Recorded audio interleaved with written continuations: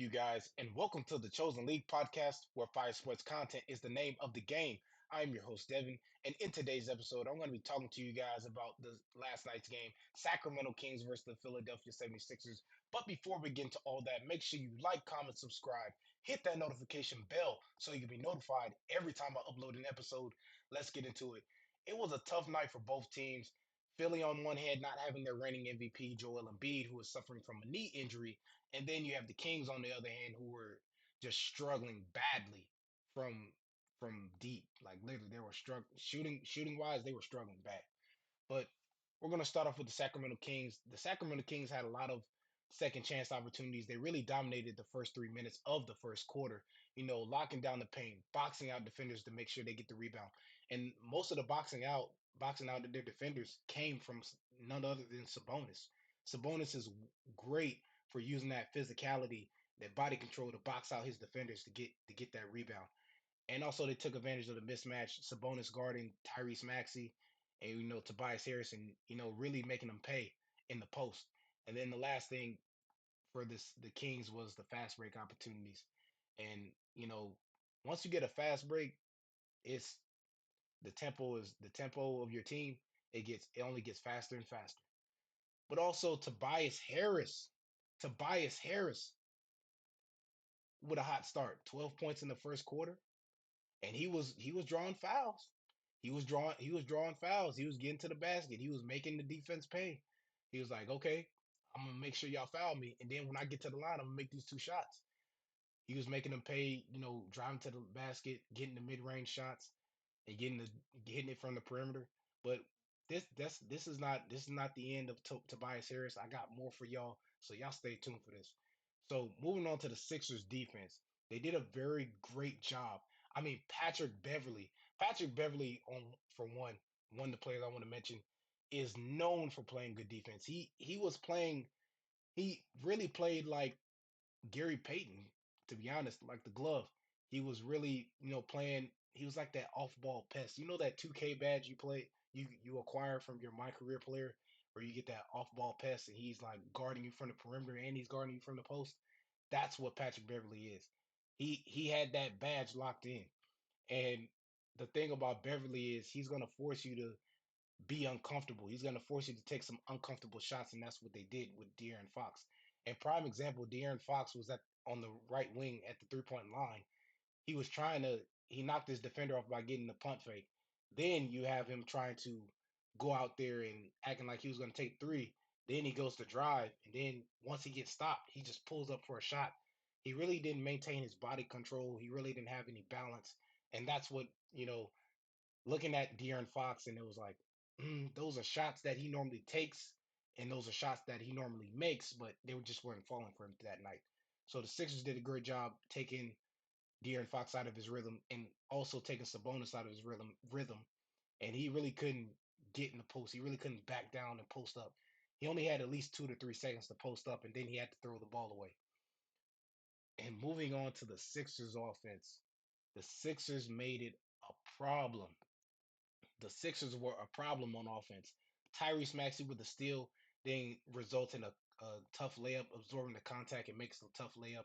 You got a veteran player, Nicholas Batum, hitting back-to-back threes in the corner. How you gonna let that happen? Come on, Sacramento. How y'all defensively? Why would you guys let that happen? How could you guys let that happen? Nicholas Batum hitting back-to-back threes. Then you got Mo Bamba, the big man, hitting 2 3 pointers at the top of the key. Oh, come on, y'all playing. Wasted possession. What's your confession? Man, they were really, I mean, the Sixers offense was really giving it to them. And then you got Harrison Barnes. I mean, I say Harrison Barnes, Tobias Harris, who was getting, a scoring machine. He was getting it done.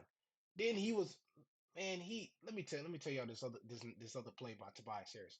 This nice play by Tobias Harris. He's got the ball. They pass him the ball. He goes with the hesitation move, pulls up from three, and makes it. And the thing about Tobias Harris is that quick release. Especially he's dangerous when it comes to that catch and shoot. He was hitting a lot of those catch and shoot type of threes last night, and he made them, and he made the defense pay. And when you got a player like Tobias Harris who has that quick release and he's confident in his shot and he knows what he's capable of. He knows his capabilities. He knows his skill set. He's hard to stop. And Tobias Harris is a great player. He's great. And then the last thing before I move on to the Kings to end the show. Somebody please tell me how in the world are you going to let a big man like Mo Bamba hit a reverse layup in your face in the fourth quarter? How? It was poetry in motion, and it's like that man do that in practice, or it just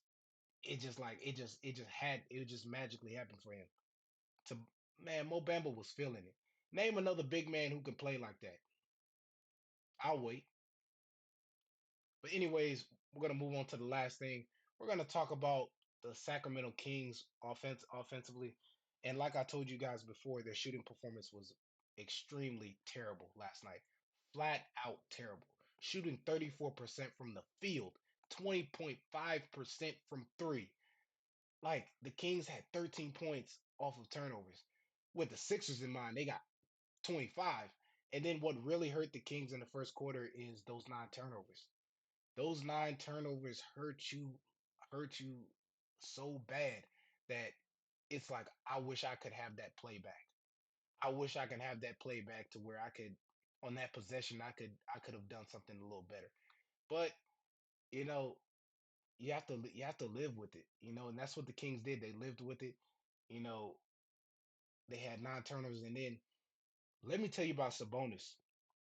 Sabonis drew a foul, but at the same time, when he got fouled, he just had this swagger about him, this vicious dunk that he made in the fourth quarter after getting fouled. I was like, okay, Sabonis, I see you. Sabonis is those type. He's that type of player who has that mental toughness. No matter what you try to do to him, he's going to get in there and really knock it down. He's going to get physical with you. He's going to post up on you. He's going to dethrone you, like literally.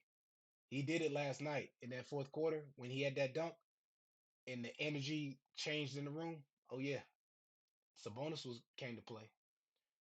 But the good thing about this game is the Sixers came out on top because they were putting on for the city. They were playing at home, and plus it put that extra on them because they played without Joel Embiid, and Tyrese Maxey really came up to play and did his thing.